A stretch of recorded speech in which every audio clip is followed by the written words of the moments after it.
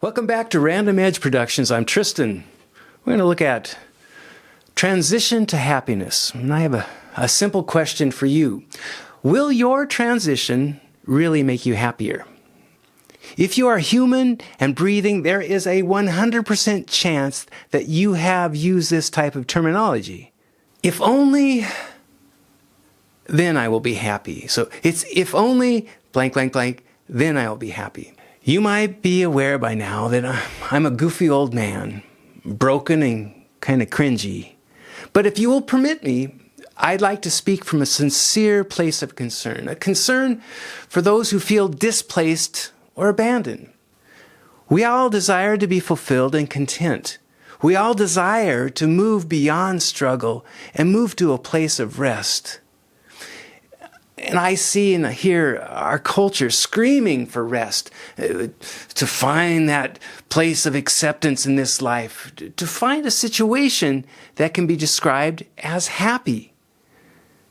And really, the goal should be to be happy, not just happier.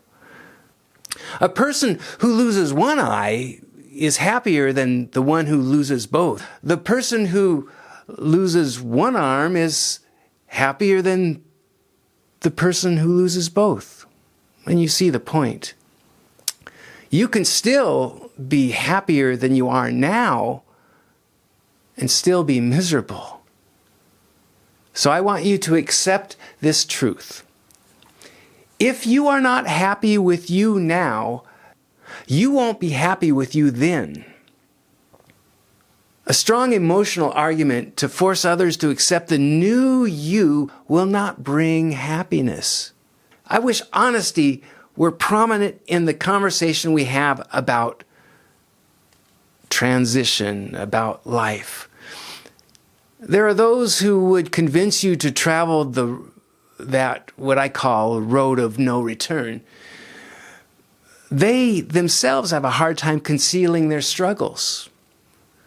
More often than not, angry, sad eyes are a dead giveaway that even their own promised expectations have not been met. They've traveled the road. They're on the other side. But they're not happy.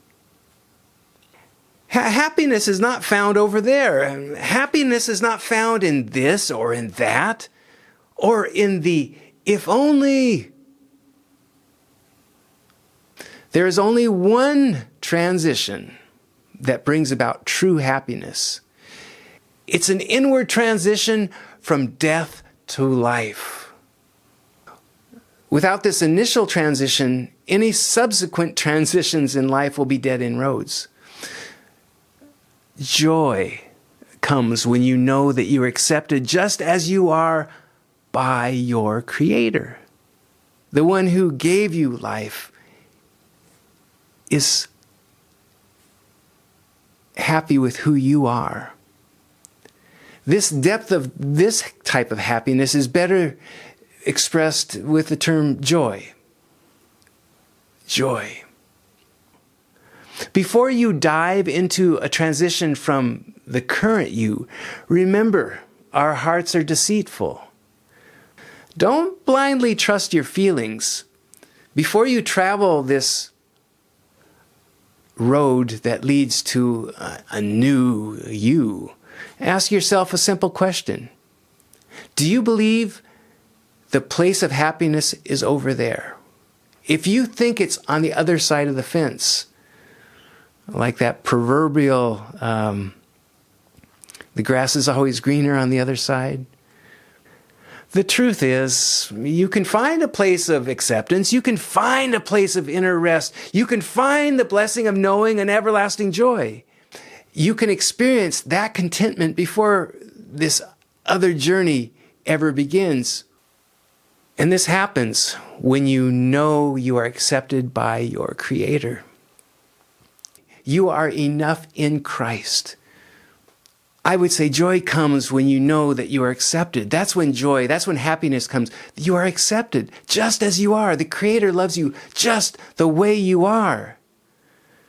And this depth of happiness is better expressed in that phrase joy It is deep. It doesn't mean, for me, I have all kinds of ups and downs. My emotions are all over the place.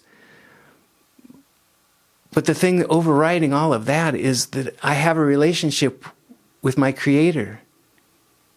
And my life, my mortal life is passing, but I have eternal hope set before me. And here's something I was thinking about today. I do this on occasion just to remind me of my mortality. Just touch your face. Touch your face. You've got your cheekbones, and then you can feel your jawline down there, and you can feel your teeth underneath, and then you can feel your head and the skull. You're actually feeling your skeleton. You are feeling your skeleton when you're just a skeleton with a little bit of muscle and a little bit of tissue, but you're just a skeleton. And eventually, my skeleton's going to come out because this body's going to die, and all that's left is the skeleton. We're transitioning from life to death. But is that it? I would say no. We are transitioning to a place of true joy and happiness if we have a relationship, if we have an interaction with a Creator who loves us. There's a proverb in chapter 30, verse 15 and 16. It talks about the leech has two daughters. Give, give, they cry, and are never satisfied. Don't let the leeches of this life sell you a lie that you're not enough. Don't let the leeches that would want to suck you dry, get your support, head you down a road of no return. They're never going to be satisfied, and I can guarantee you won't be either.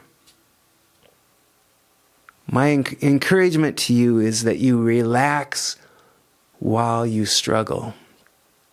We will continue to struggle, but we struggle in joy. We struggle in that true happiness.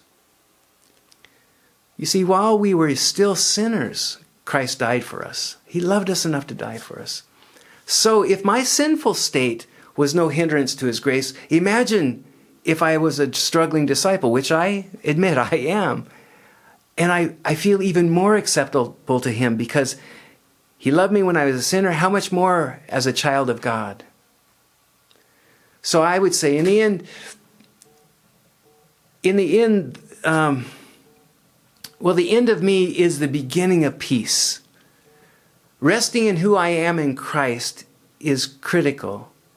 This is the transition to true happiness. Oh, I hear a bell. Must mean time to subscribe. Thank you for watching.